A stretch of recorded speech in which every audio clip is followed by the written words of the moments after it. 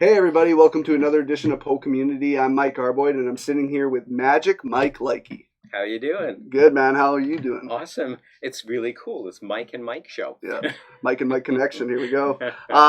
Open mic night. Let's call it that. I love it. Okay. Not with a can opener though. That'd be very messy. Well, tell us a little bit about yourself, Mike. People are going to fall asleep, but I will very, very briefly, if I can. I started off as a graphic designer in the 70s. Oh my goodness, it was that long ago, right out of college. That was my thing. I loved art. I always loved art. I was supposedly good at art. I did graphic design and cartooning. I was published across Canada for many years. Or when I moved from city to city, I got into papers there as well. So I never stopped loving illustrating and cartooning and fantasy kind of stuff and magic. I started loving magic when I was probably 4 or 6 years old, because in Montreal we had a TV show, several TV shows that weren't yet in the rest of Canada. The Magic Land of Alakazam, which was out of the States with a legendary magician called Mark Wilson, as well. We had Magic Tom. That's where I stole my name from. Yeah. And a lot of Montreal magicians did the same. Their Magic Mark, their Magic whoever. And he was on 7 days a week on television for many years. So, and we had many magic shops as well. So magic was always around me. Plus, Montreal is a very magical city as well. Not that Vancouver isn't. They're very similar cities in a way. You may disagree with me, but they're both physically beautiful. Yeah. One is really cold though, but hence I'm on the West Coast. I'm hiding and cringing in a corner. And so somewhere along the way, I moved to this incredible city called Winnipeg. And sometimes we call it Whippineg, but I like to call it Winnipeg. And they took to me for some reason.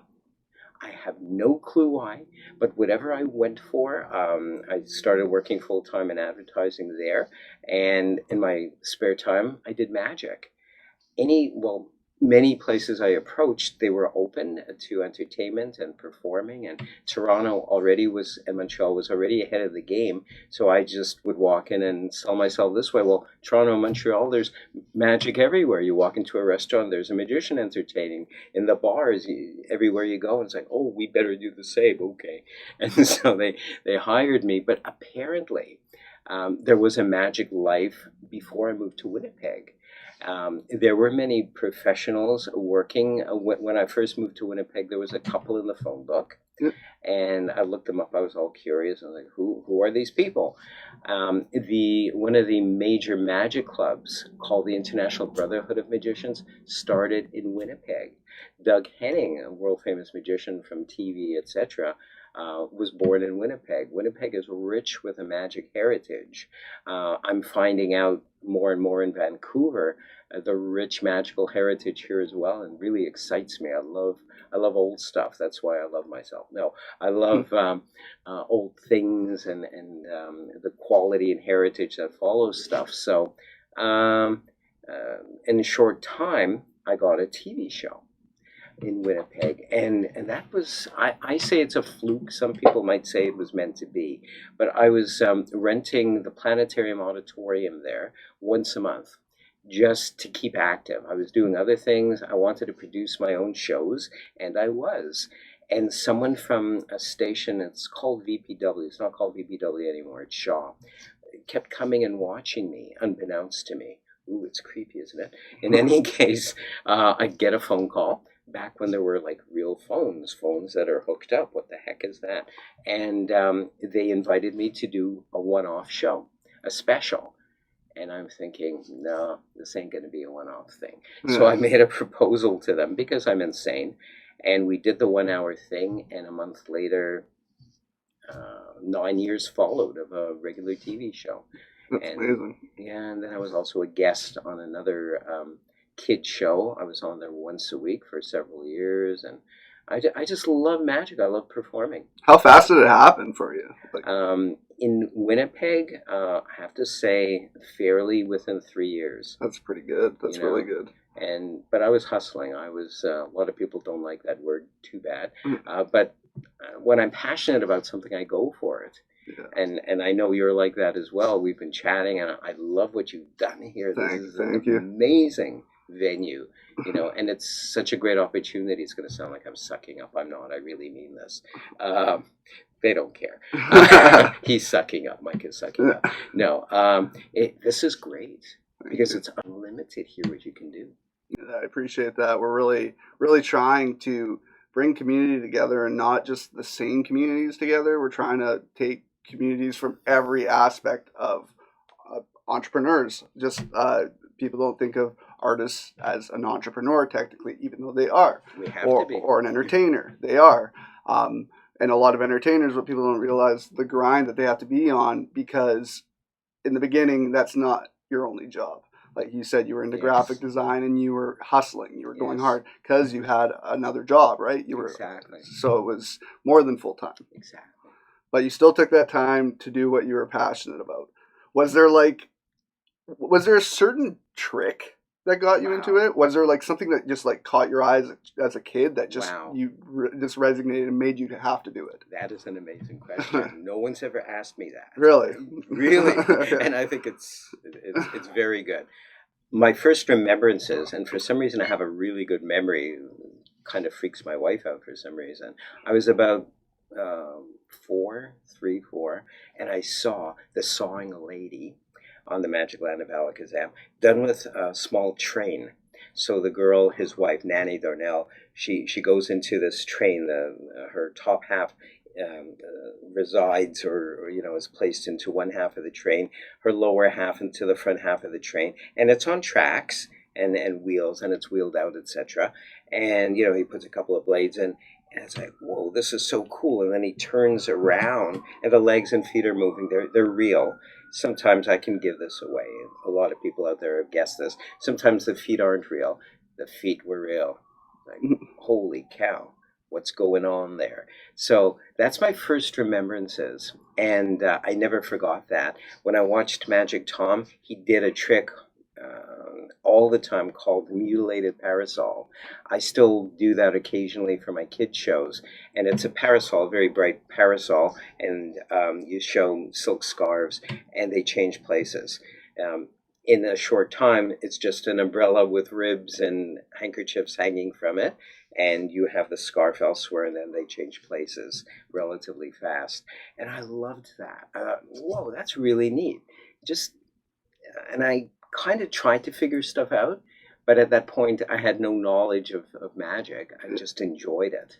Okay, that's really cool. I know, like, my idea of magic, like my background of knowing it, I don't myself know much about it, but just seeing almost like how vast it can be, because you have that traditional magic tricks, and then you have the stunt magicians that became, I find, in my generation, became quite big. Like, do you consider them the same, or do you think they're definitely different realms? These are so good. These are so good. I generally, in the past, have not. I've wanted to speak about stuff like that. Now that you've asked me, I will.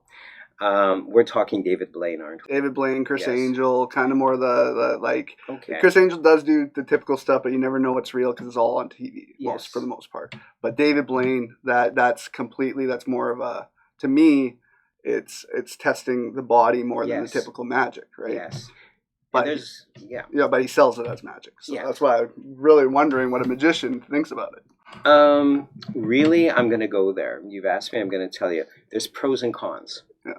To test someone's limits, I love that. I do that every day. I exercise all the time. I push myself, hopefully until I'm dead, which won't be for a long time. There's a lot to be said about what David Blaine does. Yeah. If anyone has caught his balloon thing that he did recently, I don't think that's real magic. That's science and physics. Yeah. But when you look at it another way, isn't science and physics kind of magical? Yeah, it Isn't there something very special about that? I love Chris Angel. I love Mind Freak. I just love the goth thing and all of that. He does do most of that stuff live on stage. Yeah.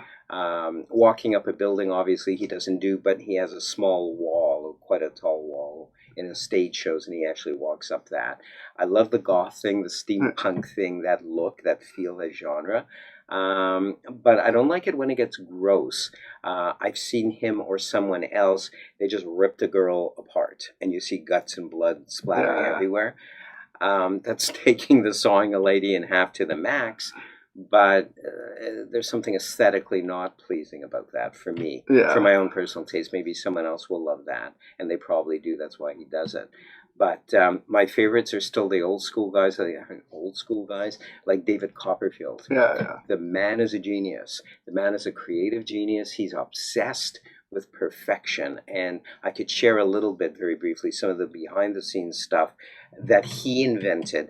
He invented a two-way mic, which is very mainstream now, where with the flick of a switch, he can speak to his audience, or just his backstage assistants without the audience hearing. And he developed that for when he'd see something potentially going wrong with an illusion in between tricks. Like after a trick is done, if he noticed a caster, a wheel was loose, he, as he's turning, he'd go, part A, blah, blah, blah, blah, blah, and needs fixing, and then he'd go on. So there's all this cool stuff.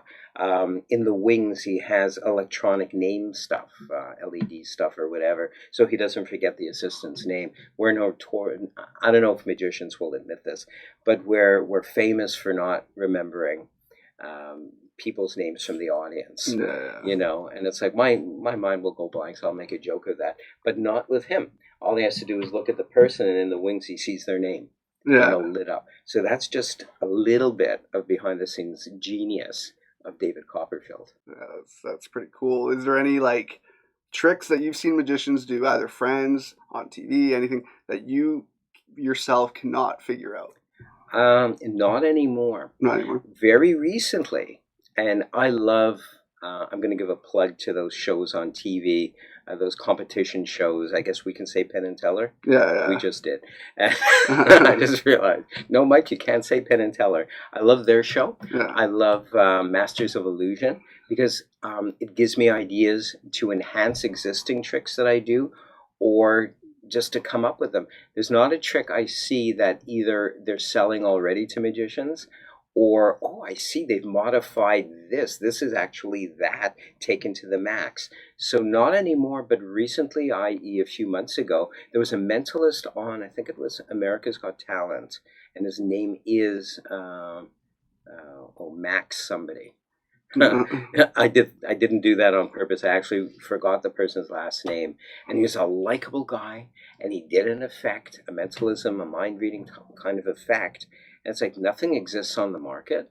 Nothing exists in the last 10 years. There's so much new magic in the last 10 years, new methodologies, nor going back 100 years. How the heck did he do it? About a week later, a trick came out in the magic trade papers, magazines, of which I was published recently too, as well, I should say. And that's just that. And he took it to the max. Switching it up a little bit. Yes. Yeah, and then that's probably where, I mean, stuff is always recycled in all industries. Absolutely. And just made into a better or a different something. So that's, I think, magic is always going to adapt. And where I think what's so respectful of magic from the past is not all the whistles that we have now. Like you can, I think in a few years from now, there's going to be magicians that aren't magic at all because they're just using special effects, and you can sell anybody as that. So guys that have the talent and just the mind trickery that you guys have, that's unbelievable to me, especially when you do take those people trying to make names for themselves that are doing tricks on the sides of the street and stuff, and the average human being cannot put together what they just did. And it's kind of like how I came from the wrestling industry, and it's just, everybody knows it's a show, but there's that sense of just this like disbelief that you don't know how it happened. Yes. And I feel like for me as a wrestler, very little actually surprised me anymore. Once in a while, something new, innovative, whatever would just hit me like bricks in the face. It would be so amazing. Yes. And that's probably how you're dealing with it too. Absolutely. That like you've seen it all, and all of a sudden one day, boom! Like, what is this? Exactly. And really, the stuff that goes on backstage, the methodologies nowadays, I'm going to say nowadays, is sometimes more fascinating than the effect itself. I almost gave some stuff away. I won't give some stuff away, but there's stuff that exists in the magic world, some techniques. There's a lot of electronics nowadays, in case you haven't guessed, a lot of electronic stuff. But you know what? I've played with both. especially with mentalism. I'll go there. With mentalism, nowadays, a lot of magicians use, we'll say, electronic methods. And you can do the exact same thing in most cases, not all cases, old school way. It's like, why worry? I've had things in rehearsal go wrong, stuff that's expensive that I bought, where it's charged up. And when I'm rehearsing, it's like, oh my God, it just died. That can't happen. Yeah. No way is that going to happen in actuality. So I'll resort to old school ways again because nothing can go wrong. Yeah. Really. I shouldn't say Oh, that. I mean, anything can go wrong in anything, but I find now there's way more that can go wrong after being in video podcasting for as long, little amount I have been doing it. There's so much that can go wrong. One little thing with audio, video, lighting, anything, a glitch in the camera. It's crazy, and if you know how to fix that by just going back to an older way of doing things, and you have that mentality, that's great. Because there's a lot of people that only know how to do the new. Absolutely. And as soon as that fails, they're screwed. Right? Absolutely. Did you press the on button? No. Yeah, I'm good. We're good. That happened to me once. Yes. It was one of the best interviews I ever did. Yeah. And I forgot to turn on the... It happens. Oh. I had a great interview with a friend of mine from wrestling his story is insane. Like, it was a 2-hour interview, and the first hour was just, for some reason, the audio didn't work. You just see it click on. It doesn't make sense. That it didn't work the first half. It was recording the whole time. The cord was fine, everything. But just the way it rendered didn't work. Weird. Yeah, it's like It's almost not meant to be. But, I mean, do what you can do, right? You were in Winnipeg for how many years? 13. 13. So when you were there for that long and then you moved up to Vancouver, what made you come out here? Wow. I just got tired. Yeah. I really did. There I was for 13 years, and I miss Winnipeg every day. I don't not love Vancouver, but every city has its pros and cons. And so I got tired of 40 below. I really did. 40, minus 40 and minus 40 wind chill for 2 weeks in January, 2 weeks in February, every year. And I tried changing my attitude. I tried all kinds of mind tricks, to adapt. And just, I couldn't. But on top of that, a year before I moved, everything went belly up. I'll say belly up. And for me, my main client, which at that point was a restaurant, it was also my hangout, was paying me $200 an hour. And that's another thing as well. Ask me about salary in a few minutes.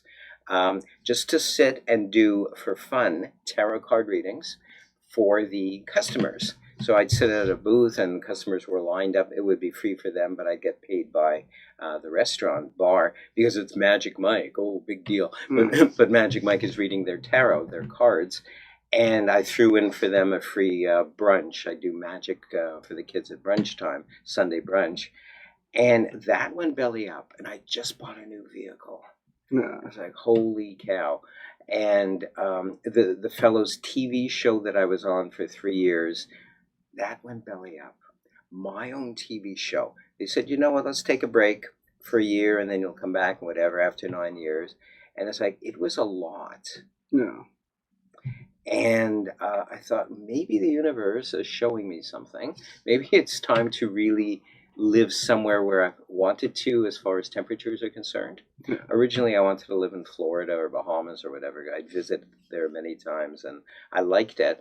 But in Canada, didn't have to, go too far. Vancouver, in a way, is paradise because the worst is rain. Big deal. You don't have to shovel it, as they say. And I didn't snoop around first. Normally, I would check out a place or would have some kind of connections or whatever. I did have a connection, but he wasn't a reliable connection. He gave me a very rosy story of his life here. And, I came here and it's like, uh-oh, hot dog. Uh-oh, this is not what he made it out to be. And I was stuck. But again, I think I put all my money into moving out here, all my credit cards, everything. And it's like, I can't change my mind. I was forced to kind of stay here, which I believe is for a reason as well. And what followed was essentially me doing the best I can with all my resources, all my gifts, if you want to call them gifts and talents, etc.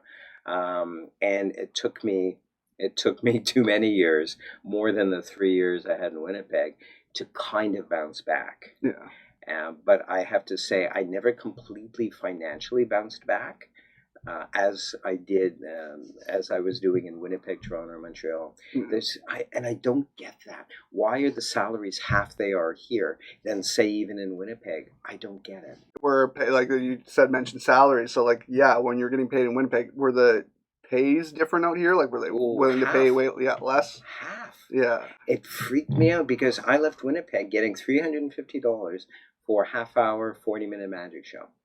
That's partially because I was on TV and my agents were marketing me and all that. Now magicians in Winnipeg are getting $450 25 years later, and here magicians are getting $125, $150. Yeah. It's like, why? I still don't have that figured out. I asked someone once, they said, oh, it's like the 70s here. It's still the same prices, but that doesn't technically explain to me why. I don't. They pay people the same way they did in the 70s, but it's the most expensive place in Canada. Yes. So it's bizarre. Our oil prices are the highest in Canada. Everything is the highest in Canada, but our people are the highest in Canada. And I think that's a reason, is because it's really difficult out here. A middle class job here would be a high class job other places in Canada. True. Toronto's another story. Toronto's expensive just like it is here, but that's Toronto. Vancouver's Lower Mainland branches out to everywhere. It's expensive. And you don't get paid as much. Yes. It makes no sense. And we get taxed like crazy. Obviously, we know that too. But I find for entertainers, it is extremely hard here. Less places to perform at. People don't support people as well out here. I find like local, I'll say musicians. I have friends that are very successful musicians that they travel around Canada, United States, the world. They're selling out shows. They come home, nothing, even though they're from here. Yes. And it's a really bizarre place. Vancouver's beautiful, but yeah, it's priorities. I was thinking about that, about the market out here for entertainers of any kind. And I think people's priorities are different. It's an outdoor place, basically BC and Vancouver. Yeah. People would rather hike, and why not? Duh. Whereas Winnipeg, Toronto, Montreal is more of indoor cities. Although the beauty of Montreal, people do a lot of skiing. A lot of people do skiing in Toronto and even in Winnipeg as well, albeit not uphill. That's a Winnipeg joke. It'll be okay. Flat. But I think it's the nature of the city that here is an outdoor town, and it's geared more towards outdoor events, outdoor interests. For example, a mom or a family would much rather, generally, I'm just saying generally, not everybody here, they'd rather take their kids to like a Crash Crawlies kind of place or a gym kind of place where they're tumbling or outdoor, a water slide place. Yeah. Whereas in Winnipeg, Toronto, or Montreal, their first thought, a magician or a clown. Clowns are creepy. No, I didn't say that. A magician or a clown, something indoors. Yeah.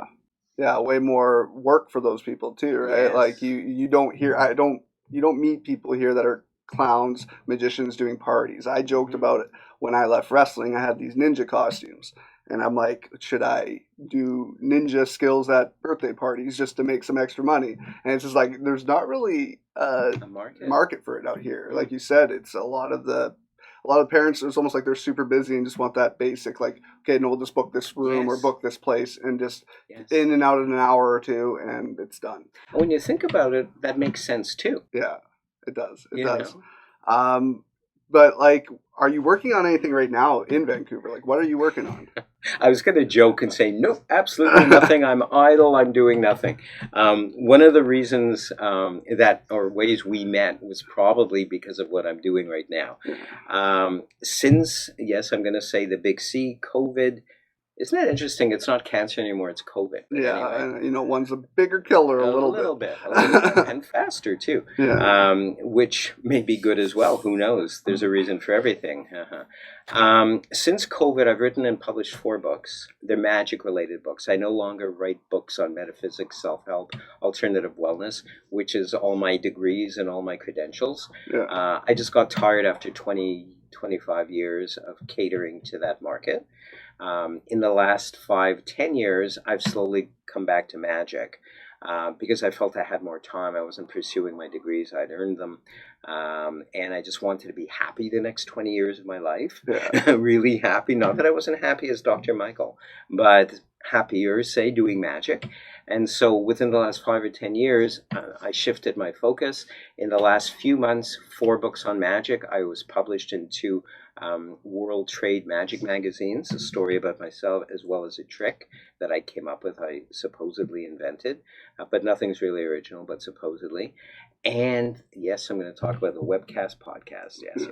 I know that's what you're after, but I threw in a few other things. I'm so excited about this Webcast podcast. I really am. Look, this is the face of an excited man looking at the wrong camera. Where is it? There's no red light. Help me. I actually just published a book, and it was in the Magic magazine called The Magic of Television, and comparing, this would have been perfect for you. You're doing it. How to do this instead of in lieu of TV. This is the way.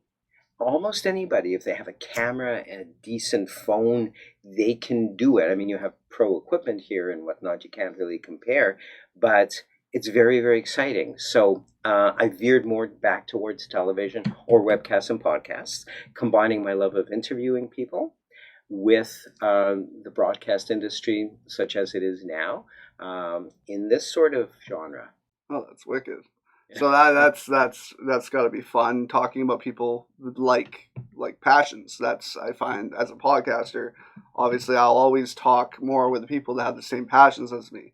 So when you're doing podcasts, with how many have you recorded so far? I've got in the can 3. I will in the next couple of weeks have about a dozen or so. I always like to get ahead a bit, but I realized I'm using a different program than I have in the past, so it's taking me a day for each show, like for me to edit each show, and it's like, I don't have the patience, do I? Yes, I love it. And you know what, after, I think you'll love releasing it, just because it is, like I said, something you're passionate about, and it's something that is near and dear to your heart, and you came back to it after being away from it again, and that's I feel, whenever you're passionate about something, sometimes you need that breather. Yes. And you come back refreshed, and you come back just ready to do it more so than you ever have, right? Absolutely. Where can we find you? Like under a rock. There I am. Just lift up the rock, and there I am. There's the most obvious, and that's the website, which is coincidentally www.magicmikelikey.com. Okay. I'm all over social media simply because I can. So find me as Magic Mike Likey, not Magic Mike. Magic Mike Likey on Instagram, Twitter. I'm on the Twitter, on Twitter, Instagram, LinkedIn, connected that way as well. Tumblr. I'm actually Magic Mike's Castle Mysteries for some reason. One of my Webcast podcasts years ago was called that. So if you Google Magic Mike Likey, I'm everywhere. And it's like, oh no, what have I done? I'll post all of the ones that we feel are key for us to post. I know it's best to have all your options open, but there's in today's time, there's I'd say a group of 5 social medias that are like the ones you really want to go hard with. Yes. And we'll definitely push those for you. You said you wanted to do a trick. You want to do a trick? Sure. Let's do a trick. I actually felt we were wrapping up, so I was psyched for that. Yeah. I did bring an ordinary marked deck of playing cards. No one ever reacts to that. Maybe because it's an old joke. Yeah. And I don't know what that is. But in the old days, I'd have to just say, we're going to use an ordinary marked deck of playing cards. And everyone would laugh. And it's like, no, really, it's marked. Look, it's got soup stains on it. No, it is. You can shuffle up if you want. That's up to you. Okay. And the more you shuffle, the less time we have for the effect. Just kidding. Yeah, I don't shuffle very well either. I'm going to do this quick little... Well, I shuffle off to Buffalo. I shuffle along very well. Now, I'm wondering if I should do it this way. You know what? You're going to do the whole thing. I was Okay. going to write a prediction. We're just going to try to do this. I'm literally winging this. Okay. So if it doesn't work, we'll edit it out somehow, hopefully. I want you to take half the cards and decide to keep either the half in your hand or the half on the table. The choice is completely yours. I'll take this one then. That's yours? Yeah. Excellent. We can I actually... don't know if that's half or not. But... It has to be half exactly. No, yeah? Yeah, otherwise it won't work. Because you're going to cut again. Okay, Yeah. Let's see if it's about half. Let's see. That looks a bit taller, right? So, no, that's still... Very good. There you go. I can see you're a poker man. No. Absolutely not. Okay, so now the half you have in your hand, you're going to half again. So in other words, take half of that. Now, pick a pile, any pile.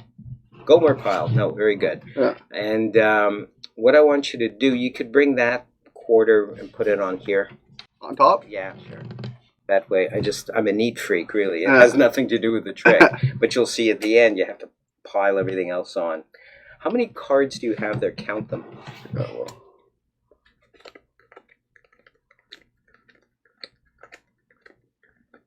12. 12. Excellent. So hold them face down in your hands like this. You have 12. Yeah. I want you to count down 3 and look at the third card. So Don't tell me what it is, though. So 1, 2, and the third card, look at it. Remember what it is, please. Yeah. Whoa. Skip my hands. It's all good. Okay. Okay. Now you're going to place this stack on top of that stack. The stack? This stack on top of that. And we're good to go. Yeah. Remember your card. Yeah. Normally I'd write it down or whatever. So I want you to keep it very clear in your mind. I'm going to try to pick out your card from the lineup. No, that's something else. I'd like you first to focus on the color, red or black. But don't tell me what it is. I'm getting that it's bright. I'm going to guess that it's red. Is it red? Yeah. Cool. Now, a little bit of this is body language, too. It's not genuine mind reading, although some people think that happens. I'm going to go with hearts. Yeah. Okay, cool. But now, this is actually harder because there's many what I call face cards, Yeah. like Jack, Queen, or King. But I realize now from your response that it's a number card, correct? Yeah. Number card? Very good. So we can eliminate the jacks, queens, and the kings. It is a red card. It is hearts. And sometimes what I'll do is I'll just talk and I'll say something like, now I want you to focus on whether it's a lower number, middle number, or higher number. And just by your non-physical response, which to me is actually physical, I'll be able to hopefully come really close. I've selected one. I've committed to that one. And you'll agree they're all different. Yeah. But I did settle on the one. Yeah. What was the name of your card? 5 of hearts. Check this out. Oh, man. Very same 5 of hearts. And free choice. That was hard. Yeah, that's definitely surprised me. Wow. I don't know how that stuff happens. Me too. Well, thank you, Mike. That's awesome. Thank you so much. Yeah, I'd love to talk to you again, work with you again. Same. I love that you came by here and you love it because, yeah, definitely want more people like you. You're a talent from the past that's bringing it to the future, and it's yeah, I love what you've done. I really I appreciate what you do. Yeah. Same. Thanks. Absolutely. I'm excited by what this man does. It's so cool. Cool. Thank you so much. Thank you. So yeah, follow Magic Mike Likey over here. Follow all of his pages and check out the video too that we're posting right now. Hi, I'm television's Magic Mike Likey, and in the 1980s and 90s, I produced and starred in the world's longest regularly produced TV show about magic, Magic Mike's Castle, in Winnipeg, Canada. I toured and enjoyed regularly performing for audiences of all ages. Today, I still perform and teach magic, produce magic CDs, animated DVDs, comic books, and I'm also known for my online magic shop, and webcasts and podcasts, also called Magic Mike Likey's Castle Mysteries.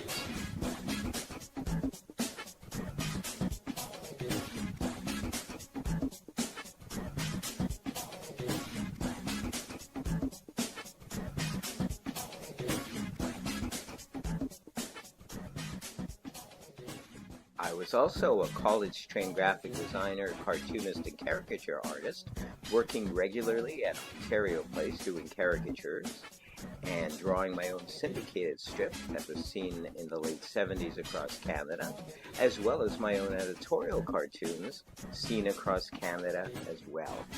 Today, I do my own animated version of my Magic Mike's Castle, as well as other projects.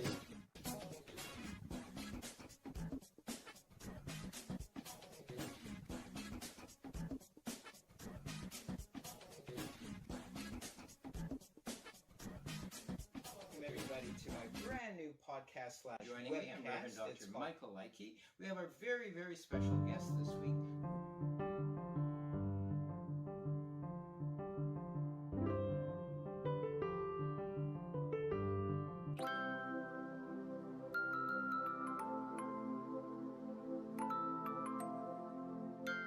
Now in its 11th season, listen and watch Fridays to my podcast and webcast on Spotify, iTunes, SoundCloud, Mixcloud, Spreaker Radio, Blog Talk Radio, Anchor FM, and YouTube.